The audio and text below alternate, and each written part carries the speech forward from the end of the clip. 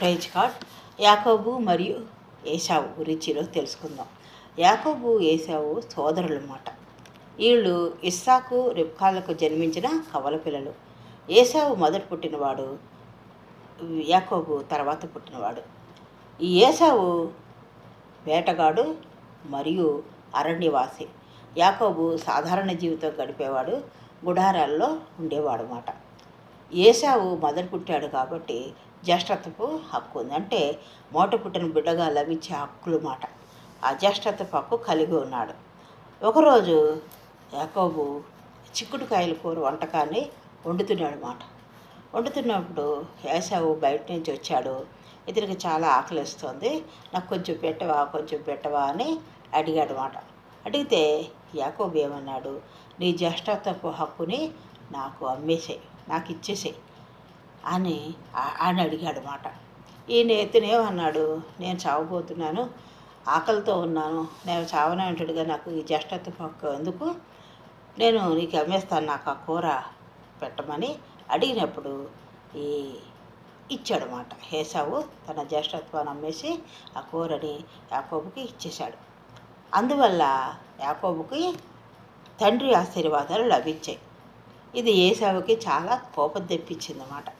అమ్మేసింది అతనే. యాకోబు అడిగాడు, కూర ఇచ్చాడు, ఇది నీ జ్యేష్ఠత్వపు హక్కు అమ్మేస్తారే, నేను ఇది ఇస్తా అన్నాడు, అలాగే చేశాడు. ఆయన ఏశావుకి చాలా కోపం వచ్చింది. యాకోబు దేవుని అనుసరించాడు. అతను దేవుడిని అనుసరించేవాడు. ఏశావును మోసగించాడు. మోసగించి అతని జ్యేష్ఠత్వాన్ని, తండ్రి ఆశీర్వాదాలను పొందాడన్నమాట. ఏశావు ఆకలితో ఉన్నప్పుడు తన జ్యేష్ఠత్వాన్ని ఒక గిన్నెడు చిక్కుడుకాయ కూరల కోసం యాకోబుకు అమ్ముకున్నాడు. అతను ఆకలిగా ఉన్నాడు కాబట్టి దాన్ని తట్టుకోలేక, నేను చచ్చిపోయేలా ఉన్నాను, నాకు ఈ జ్యేష్ఠత్వం ఎందుకని యాకోబు అడిగాడు. కాబట్టి ఆ కూర గురించి, ఆ చిక్కుడుకాయల కూర గురించి, ఎర్రగా ఉన్న కూర గురించి తన జ్యేష్ఠత్వాన్ని అమ్మేసినట్టుగా చూస్తున్నాం. యాకోబుకు అమ్ముకున్నాడు. ఈ నిర్ణయ కారణంగా అతడు తన తండ్రి ఆశీర్వాదాన్ని ఏశావు కోల్పోయాడు. యాకోబుకి అనేకమైన ఆశీర్వాదాలు వచ్చినట్లుగా మనం చూస్తున్నాం. కాబట్టి మరి మనకున్న హక్కులని పోగొట్టుకోకూడదు. ఈ కథ ద్వారా మనం తెలుసుకున్నాం. ఇక్కడికి వచనం కూడా చదువుకుందాం. అదే వచనము, ఏశావు, నేను చావబోచున్నాను కదా, జ్యేష్ఠత్వం నాకెందుకన్ను. యాకోబు నాతో ప్రమాణం చేయమన్నాడు మాట.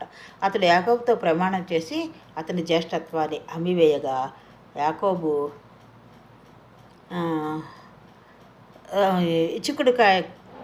చిక్కుడు